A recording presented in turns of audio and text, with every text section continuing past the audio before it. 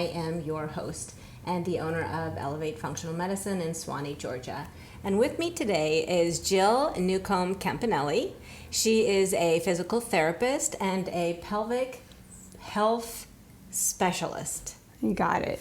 So I'd like to have her explain what she does and what that means. Lovely. Thank you for having me, Gina. Yes, I'm a physical therapist, and I graduated from Northeastern University in Boston back in the 90s. So I've been around a while. But my love is women's pelvic health, or vulva owners' pelvic health. So I started my interest in obstetrics, and then I gradually went into more internal pelvic health, and now I own my own company, a small little company called Well Woman PT, up and coming. Okay, so when I first started learning about pelvic health problems was when I worked in GI. And that was my first introduction to the fact that all of these muscles in the pelvic floor can become problematic. And so in the GI setting, where we identify it is through what's called anorectal dysfunction, right? Mm-hmm. And so I always explain to people, it's actually fascinating how complicated moving your bowels is. You don't think about the fact that there's a lot of nerves and muscle and feedback loop that has to happen with defecation. Mm-hmm. And so I learned how to do a workup called anorectal manometry, where you're checking to see basically, so this is a lot of very technical terms, but when you move your bowels, your anus is actually this whole band of muscles. Mm-hmm. And so your rectal squeeze pressure can be less than your anal squeeze pressure. So meaning you think you're relaxing to defecate, but actually your body isn't. And so you're squeezing and not allowing stool to come out is one thing that can happen, but it can be much more complicated than that. And I'm kind of, telling you about your job. But that was kind of my first introduction to pelvic health issues, and I would see it both in men and women. But now, as a functional medicine provider and seeing so many women, there's so many muscles and bodily functions that are affected by the pelvic floor. So can you talk a little bit about how you determine what problems, like how do you do a workup for pelvic health, and what are the biggest, how do you do a workup? Like if I were to send you somebody and say, I think that they have pelvic floor problems, what would you do to figure that out? Well, first of all, I always speak to all my clients before they come in, and I say, well, what's been going on? And usually, as far as like a GI is concerned, constipation, pain with sitting, hemorrhoids, fissures. They could have a history of Crohn's or IBS, things of that nature. So basically, I would send them some intake forms, and then when we meet together, we review that. We talk about bowel function, their habits, their what they're putting in, what they're taking out, or not taking out, but putting out. But we also talk about bladder, we talk about sexual function, we talk about any abdominal pain or back pain or hip pain. And then I also, as far as the physical part of it, I always look at their posture and how they move and how they breathe. Test some typically movements of the spine and the hips. And then we do a pelvic floor assessment with consent.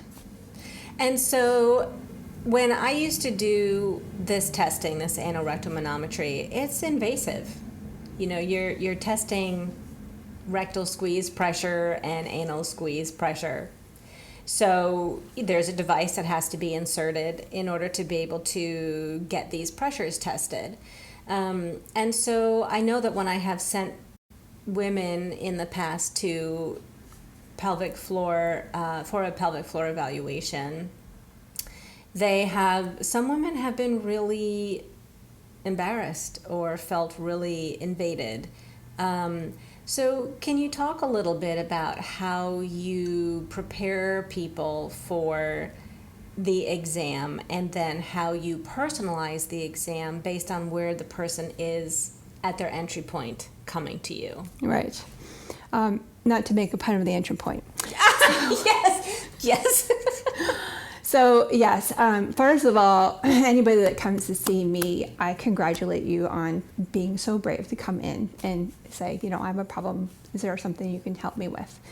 So everybody is at a different level, and sometimes we just talk and do intake, and I do a lot of education with your anatomy and what may be going on. We talk about how all the organs live basically in the same neighborhood, and if one's unhappy, it talks to the other organ and the bowel and the bladder and the abdomen. And anyways, they all can kind of cross-talk and give you pain and splint and then cause dysfunction. So that causes the problem with, say, being able to poop without pain. You would think that should be easy, but sometimes it's not. So it just depends on, everybody's individualized. So again, when you see a pelvic floor therapist, you don't have to have internal, you don't have to have external. It gives you more information to help me customize a program that's more likely to work for you. But again, it can take over several sessions. So it doesn't have to happen all in one session. And actually, it's quite a lot of information to just do it in one session. So usually evaluations take about 3 to 5 sessions for really, especially complicated patients. Mm-hmm. So when you talk a little bit about what is the difference between an external or internal exam, what does that mean? So external looks at the outer part. So for instance, I might visually look and cue to ask you to, are you able to contract? Are you able to relax? Are you able to bear down? And I'm looking at the tissue. I'm looking at, the skin integrity. I'm looking at your breathing pattern and how your whole system is moving and if it's coordinated or not. And then with permission, I do a palpation exam, and I might start with the abdominals or the back or the hip, maybe the adductors. And then with consent, I can also do palpation of the perineum and the anal rectal triangle, which is basically, if you put a line right here, it's this section here. Here's your tailbone, here's the center of your perineum, and this is your pubic bone. So then I could do a little palpation here, a little palpation here. I'm always assessing for, is that painful? Do you have sensation? And I don't want to exert any more pressure more than a 3 out of 10. That's the limit, because the idea of coming to therapy is not to give you pain. It's to kind of help calm things down. And then when you feel comfortable, we can do internal. Mm-hmm. And so do you teach people steps that they can take at home to improve their issues? Yes. So when I do the intake form, they talk about what they're drinking and what they're eating and fiber and their bathroom habits. And that will give me an idea of, is there constipation involved? Could they use more soluble fiber? What is their position or postures when they actually void on the toilet? So a lot of times I can even say if you're sitting externally, I can take my finger right on their tailbone and I can ask them to contract or bulge. And if I feel the tailbone move outwards and inwards, I have a sense of the pelvic floor expanding or contracting and can have an idea of whether or not it's coordinated, mm-hmm. and giving you cues and things to do at home. Mm-hmm. That's really interesting. It is very interesting. So I know you have another little thing here. Do you want to talk a little bit about what some of the different muscles are? So I have 2 models. So this one is a nice 3D model. And this is actually probably my go-to. So this is the outer part of the pelvic. This is the pelvic floor, the outer part, and here's your pubic bone, and here's your tailbone. And this is the superficial, the layer 1. And as you can see, this is your transverse perineus, and then your ischiocavernosus, and your bowel cavernosus. And this is a female model. Males have pelvic floors as well. And then you have your external anal sphincter here, And of course, we talked about the tailbone. Then there's layer 2, and then with consent, I would take one finger, and I usually address the urogenital first, then I do anorectal. But again, it depends on the patient and what their need is. But for anorectal, I usually have them on their side, and then I might have my finger here, and with consent, then I enter the anal canal and I test to see if they have how the tone is. Are they able to contract? Are there painful nodules? Is there scar tissue from an episiotomy? And then on the inside, as you can see here, these are the deep pelvic floor muscles. You've got your puborectalis, your pubococcygeus. There are a lot of they're muscles basically, but there are lots of them. And with my finger, I can go in and palpate to figure out, do you have any trigger points? Is there scar tissue? Do you have a sensitivity where the pudendal nerve is right along your ischial spine? I can palpate your coccyx from the inside. Do you have a coccyx that you fell on? Did you break it at one time? Is it deviated to the side? It's pretty cool, and I can kind of get a sense of like, what's the tissue quality like? Is it like is it a lot of tension? Is it like, has the muscle kind of shrunk and it's barely there? What's going on there? Mm-hmm. So when I think about the kinds of patients who have pelvic health issues, I often see the repercussions. So, the pain, the difficulty with defecation, the difficulty with urination, painful intercourse. So I'll see the end result. But let's talk a little bit about some of the issues that cause pelvic health complications. So I think that would be, I think it's really important to kind of know what kind of trauma does the pelvis suffer that can lead to complications. Okay, so what are the most common causes of pelvic health dysfunction? Can we speak briefly just about men? Briefly, I know that's not in general what you talk about, or what you treat now, but I don't want to leave men out of the conversation, because men do have pelvic health issues. Men are important too, and the wives have husbands. That's right. So what are the most common causes of pelvic health dysfunction in men that you are aware of? So for men, even for women, you can look back into childhood. And sometimes we have issues around potty training, and as children, having constipation and withholding, and then having a painful bowel movement, and then being afraid to use the bathroom, and then your parents are like, oh, you better poop in the potty, don't poop in your pants, and it creates this vicious cycle. So this pattern of holding on and having constipation and having little tears or fissures in your anus that causes children pain, they have a hard time relaxing. Mm-hmm. So for men, that can carry on as well as women. And then in general, I think we tend to see a lot more, like they tend to do like a lot of cycling, and they'll have a lot of pelvic tension from sitting on their bicycle seat, so that they get a lot of compression there. Mm-hmm. And they may not be as flexible, just in general, this is just kind of a broad spectrum, as flexible. So there's a relationship between the tissue flexibility and your hip flexibility and your spine flexibility, as well as the movement of your pelvic floor and your abdomen. So when things are held in tight, it's restrictive, and that can cause dysfunction. So what we want to see with the whole body is a well-coordinated core and pelvic floor.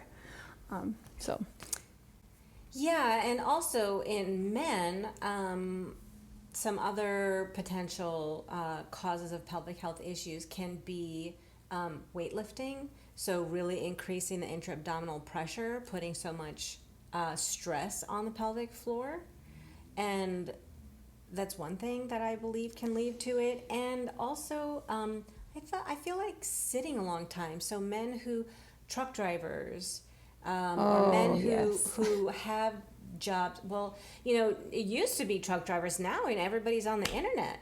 Our non-laborers are actually having significant increase in sedentary lifestyle, sitting for hours, I think, on the computer. So heavy lifting and sitting for long periods, I believe, also contribute to this problem. Yes, and that applies to women as well. Yeah. What's interesting for men, however, there is a higher prevalence of hernias, inguinal hernias, and that typically is an area where there's a weak spot in our pelvis, and basically you can get a bulge through underneath your inguinal ligament, but there's a lot of nerves there, and the nerves get unhappy and fired up, and then that leads to pelvic floor dysfunction because they all work together. Your abdominals, your viscera, the pelvic floor, it gets all out of whack. So yeah, that's a good point. Yeah, so men are definitely are at high risk for some of these issues, and so then with women. Childbirth is challenging. And so we go back to childhood. Because women or girls have shorter urethras, it's easier for them to get urinary tract infections. So, for instance, if they were in the tub with irritating soap, and then the young girl began to have the infection. It was painful for her to pee, so she develops more pelvic floor tension and fear around that, especially if it becomes a recurring issue. The other thing is for females around the age of menses, 12 or 14, some people have very painful periods, and so you have to wonder about, could it be PCOS? Could it be endometriosis? What's the reason? But then that pain again gets everything fired up, everything talks together, and that's pelvic floor tension. And then, of course, there's the sexual relations, some earlier than later, and that can also cause trauma. And unfortunately, there is history of abuse, and including for men as well. We want to acknowledge that, and that's a real thing. So, and then of course there's the childbearing age. So yes, the women carry the burden, or the brothers carry the burden of growing a child, and then having the process of having the child either vaginally or out of their stomach. So so lots of issues there. Yeah. So, and I was also thinking too, runners. Do you feel like runners have a high rate of pelvic health issues, or not so much? It depends. I think there tends to be more pelvic floor problems among athletes that are heavy weightlifters, maybe running. Definitely people that do a lot of trampoline work, gymnasts. So that high velocity landing. Yeah. And usually what we talk about when it comes to pressure management is, lifting is pressure management. So if people are holding their breath and bearing down, sometimes they're cued to do that during weightlifting to get a better lift or a heavier lift that actually causes too much tension on the pelvic floor and can cause more dysfunctions. Yeah. So when, kind of to just continue talking about potential causes, and we talked about this a little bit earlier before we started recording, but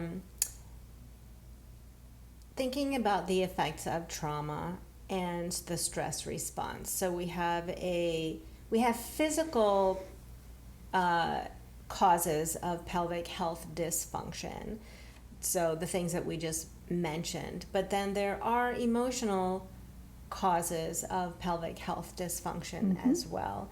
And so in each of my podcasts, I'm trying to circle back to talk about the physical stress response. And right now, this is a time in history where I feel like there's a lot of stress in people's everyday lives, and stress around things that didn't used to be stressful even.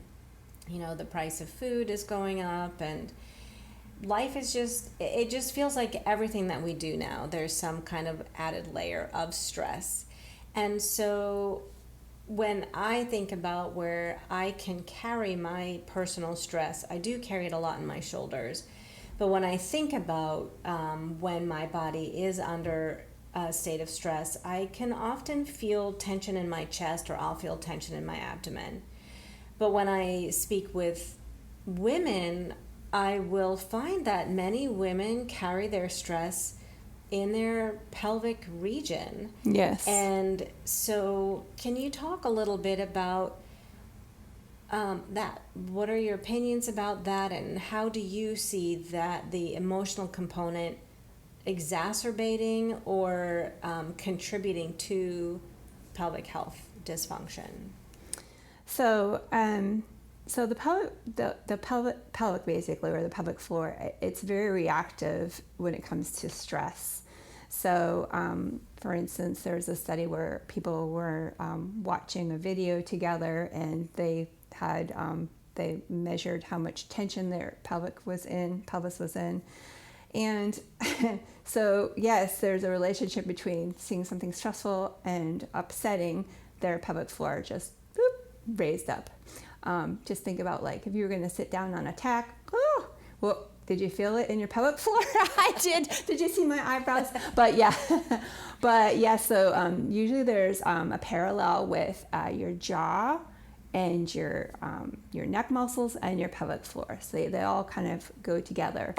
And one of the strategies, because I also work with a lot of birthing people, is how to soften this to help you to soften your pelvic floor to allow the baby to come out. Yeah. So yeah, there's a parallel in your vocal cords too. If you're really high, there's that stress response you will feel in your pelvic floor. It tends to tighten up, versus you keep things down and low and slow. It tends to have a relaxing effect on the pelvic floor. That's really interesting. Yeah, really. And I know that you have your little pictures here. And when I talk about the pelvic floor and I talk to people, I always kind of like to sort of put my hands like this, sort of like a basket, because when we say this word pelvic floor, it's very hard, I think, for people to understand or imagine what that really means. But it's like, you know, all of our insides can't fall out. So, you know, we're aware of the bones of the pelvis. Those are very obvious, but it's very important to recognize when we're talking about the pelvic floor, the network of muscles that hold everything in so that your insides don't fall out. So that's really what we're midway through the podcast, but I want to be very clear about what we're talking about. Yeah, you know, and there's a misconception, and people are worried about things falling out.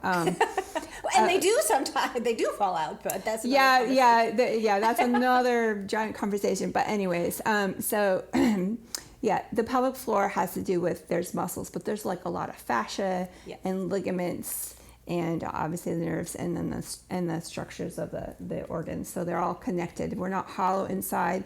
So there's a suspension going on inside. So it typically doesn't just fall out, but obviously that's a fear in some people's minds. But so that's basically, if you look at the red area, that's the bowl basically. And then this is the outer layer here, and that's the vulva, and this is the anal rectal area here. And these are your seat bones. That's what you should be sitting on, not your coccyx, with good posture. Right.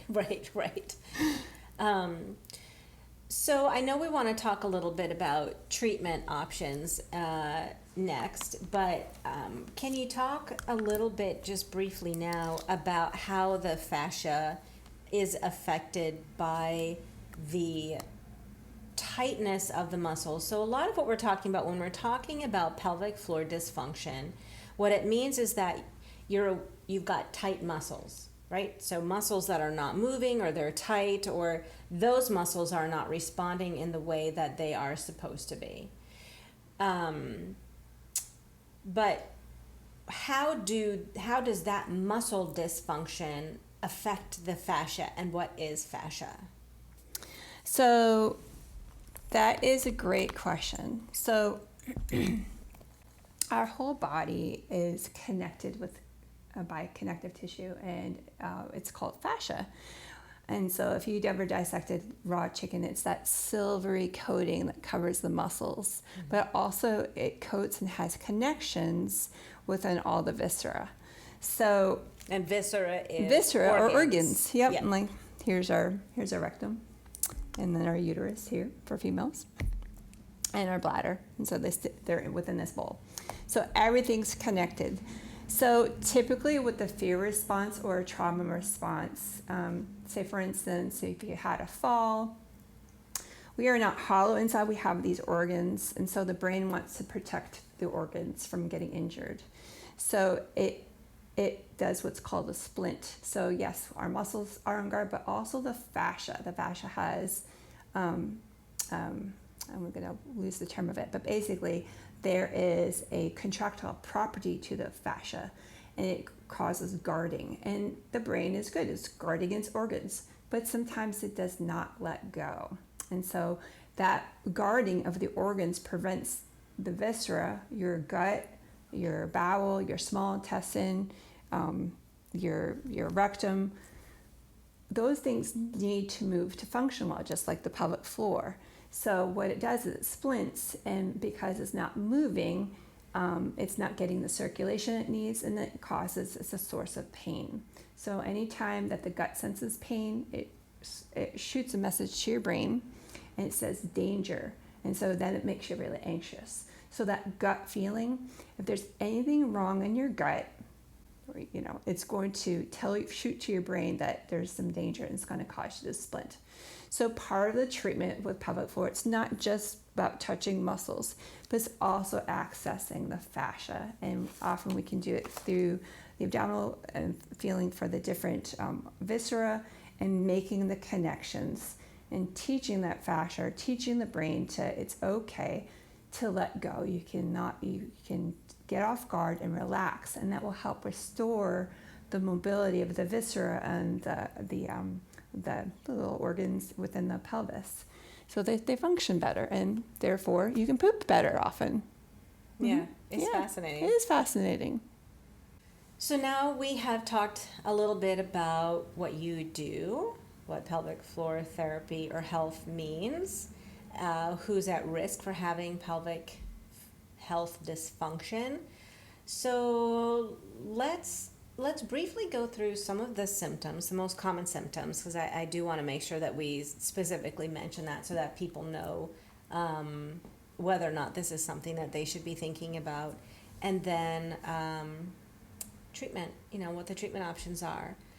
So for me, when I first started learning about pelvic health dysfunction, it was so fun when I started learning the proper questions to ask, because in the GI clinic, when I would talk to people about chronic constipation, and then I would talk to them about the diameter of their stools changing and having pencil thin or ribbon like stools, people would look at me like I was some sort of fortune teller or something, and I had seen into their deepest, darkest, most private things, because nobody had asked them that question before. Mm-hmm. And then also needing to make multiple trips to the bathroom to complete your defecation, mm-hmm. and to feel like you're actually emptying your rectum. And so having to sitting down to move your bowels, only having a certain amount coming out, knowing that there's more in there, but having to get up and leave and then go back again. Mm-hmm.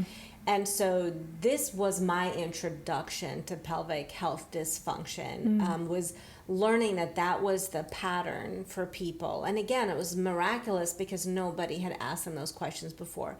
So it's called dysenergic defecation, and so difficulties with moving your bowels, that's one sign or signal that you may want to get this evaluated. Then on the flip side, with females, it can be, from what my understanding, so I want to hear from you too, obviously, very painful intercourse,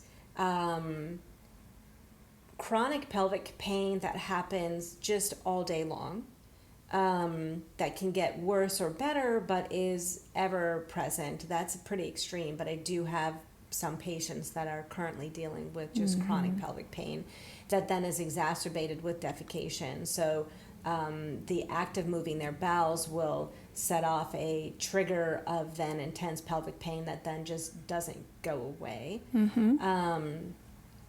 And then even urinary issues. So not only having to go to the bathroom multiple times to empty your bowels, but having to go to the bathroom multiple times to urinate. So those are, and then I think hip pain too. But that's where my mind goes when I feel like I need to send somebody to see a pelvic health specialist. But what do you see then as some of your most common symptoms and the people that you work with? Definitely back and hip pain, especially if they tried conventional therapy and it just didn't quite go away. And there's a high prevalence. I think it's about 80 or 90% of people with back pain have a pelvic floor disorder. And there's a big reason for that. Obviously, the back has nerves that come and go into the pelvic bowl and can get fired up and aggravate, and they do crosstalk, meaning they talk together. When one neighbor's not happy, the other neighbor's close by, so they hear the fight and then they get unhappy. It's like a chain reaction. So, and then also the hip muscles. I'll just point to one of this one here. One of the hip muscles, called your obturator internus, actually attaches inside the pelvic floor. So sometimes that gets fired up and becomes a chronic pain or a muscle spasm, and won't let go. So that's one thing. But you're right about if there's any incontinence, painful bladder, urgency, frequent urinary tract infections, but say they had a urinary tract infection, but they were tested and it's not. Why are they having that? Well, you can have little trigger points right around your urethra, your sphincter there. It's very fascinating. So we talked about constipation is a huge thing, IBS, anybody with Crohn's, endometriosis, PCOS, any type of abdominal surgery, cesareans. There's a high prevalence of them getting chronic pelvic pain, and that's because the scar tissue, anytime you have inflammation and then scar tissue lays down, over time what it does is it thickens and tightens. And then what it does is it feels like a hair is connected to something. So you move and you get this tug. Well, your gut is so sensitive and it feels this tug on there and it's going, oh, pain, and then it just locks down, and then food tries to go through your intestines and it senses a stricture there. There's a tight spot, and then you get this gas pain, and anyways, it all got monkeys up. So hopefully that answered some of your questions. So treatment options. I know that, so Jill and I have spoken about how we individualize care. And so I know it's challenging because, if you were to ask me what I do for X, Y, and Z, it varies based on the individual, because I don't have an X, Y, and Z plan for every person that I see, because it doesn't work that way. But in general, what are some of the things that you recommend? Are there stretches or relaxation exercises, deep breathing, in addition to the more advanced things? But are there some general recommendations? And then what are some of the more specific things? So maybe start more general and then get a little bit more specific.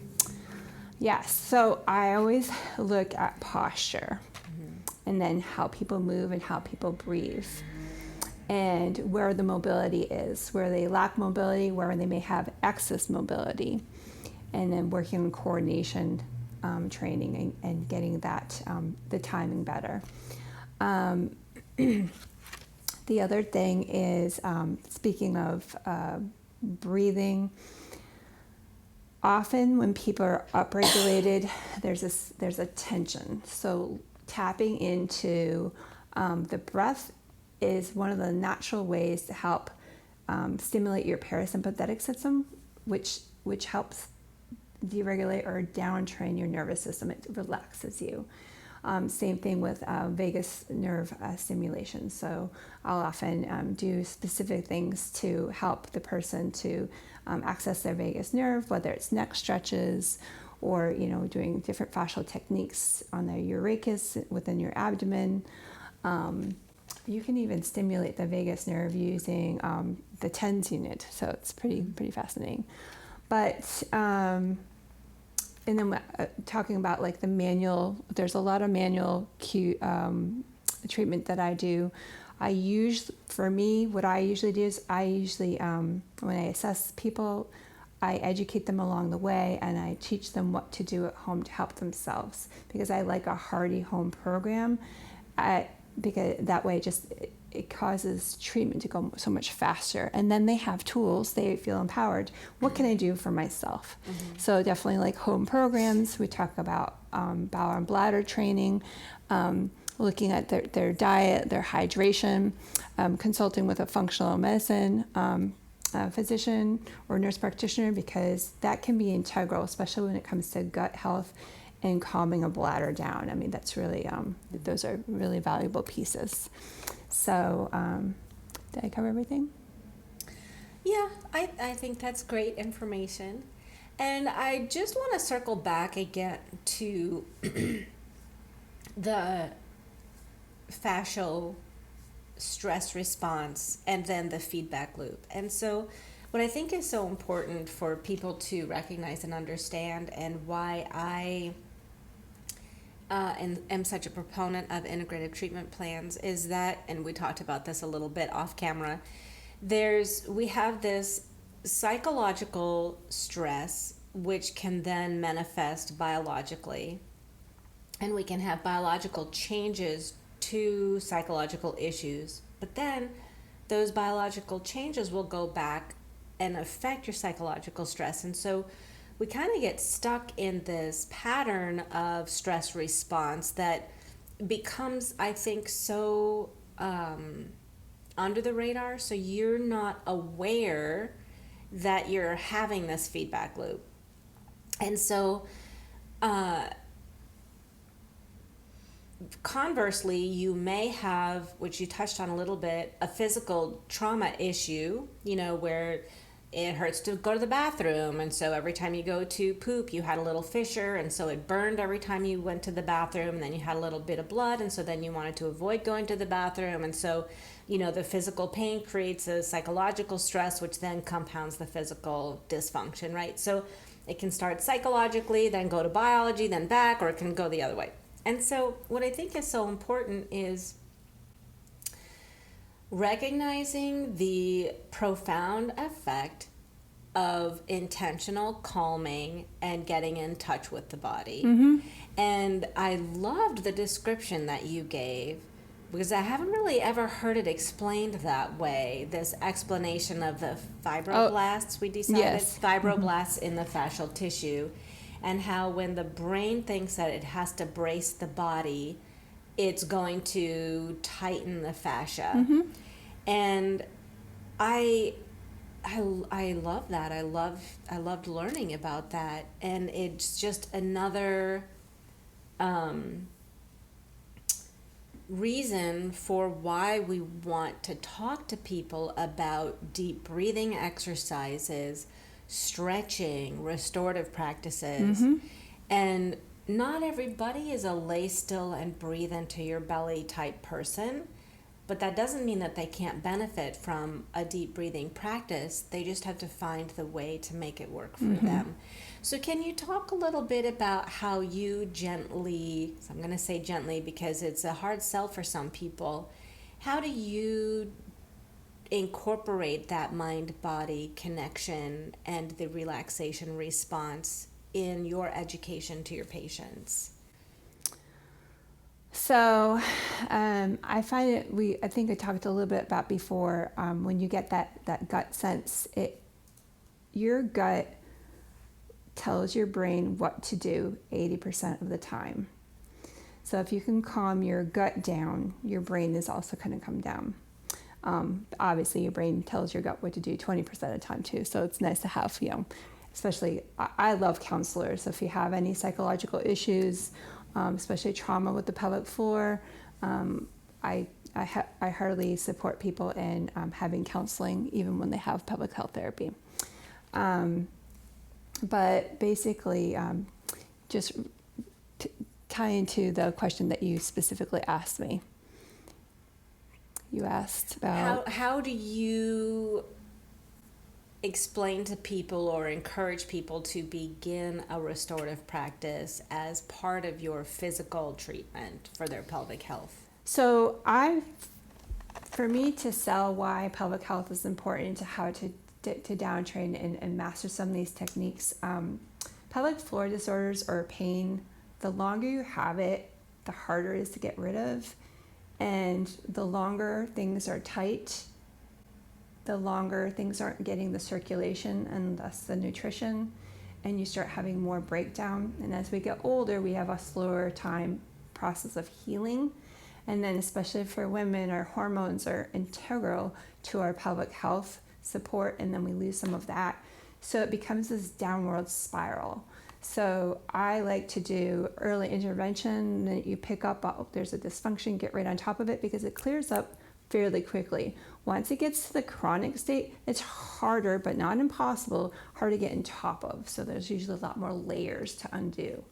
And then as far as, when it comes to customizing a therapy program for them, obviously I do a lot of yoga poses and meditation and natural pain relief techniques from a physical therapy standpoint.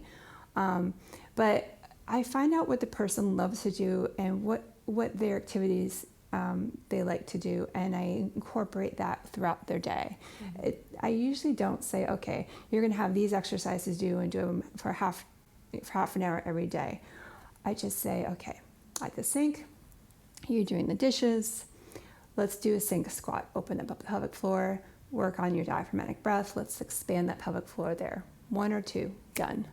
And just incorporate little things, whether you're in your car a lot or you're at the office, just little things. And that, it's like, if you think about a cup of water, and pelvic floor or symptoms or pelvic pain occurs when the water starts to spill over the edge. I mean, everyone has a threshold, and your body says, okay, this is enough, and we're having symptoms now because we're having spillover. What we're doing is we're just taking a little bit of water out, a little bit at a time, here and here, and then bring that threshold down so that you're not having symptoms. Mm-hmm. Yeah, that's a nice explanation. And so when I think to talking about the gut and irritable bowel syndrome and chronic inflammation, when we have really significant histamine reactions, or we've got really high motility in the gut, so diarrhea or reactivity to food or microbial dysbiosis that's just causing an influx of fluid to the colon, the lining of the GI tract, it gets leaky, right? We get a leaky gut. But I guess I really honestly never thought about that leakiness and that inflammation in the colon or in the gut then spilling into the fascia and then moving into the muscles, that can be supporting the pelvic floor, and then that could contribute to pelvic floor dysfunction, some of that inflammation.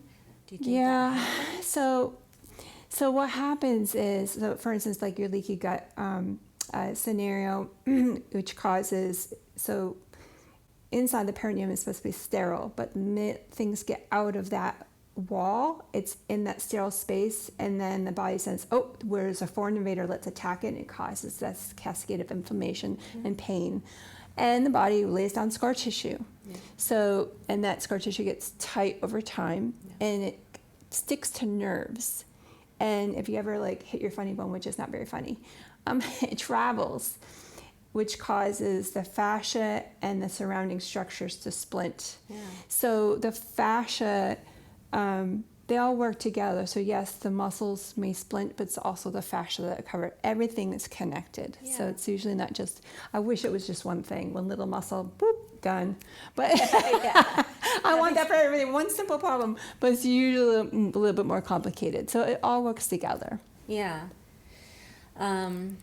Yeah, I think that's really interesting. I hope people were able to get a little bit of insight into what pelvic health means. Yes. It's, really the pelvis is what we always say that the gut sort of ties everything together, right? Like everything in the body sort of comes into the gut. It's the center of the body. So everything comes into the gut, and the gut sort of spills out everywhere. But then what's holding the gut in place is the pelvic floor and pelvic health. And it doesn't matter if you're a man or a woman, that's how we're all made, right? Is the pelvic floor is holding everything in this vital central part of our body. And so recognizing the stress that our everyday lives have on our pelvic health, and then thinking about how that can impact low back pain, hip pain, difficulty with moving your bowels.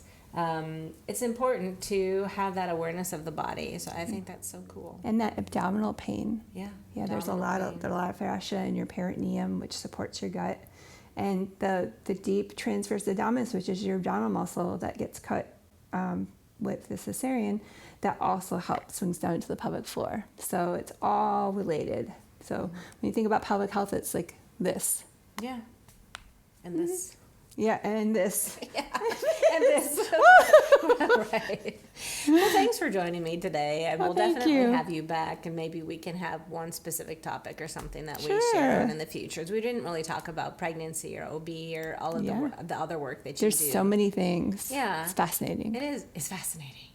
But I think that concludes our conversation for today. Thank you for sticking with us and listening to the Elevate Your Conversation podcast, and I hope to see you next month.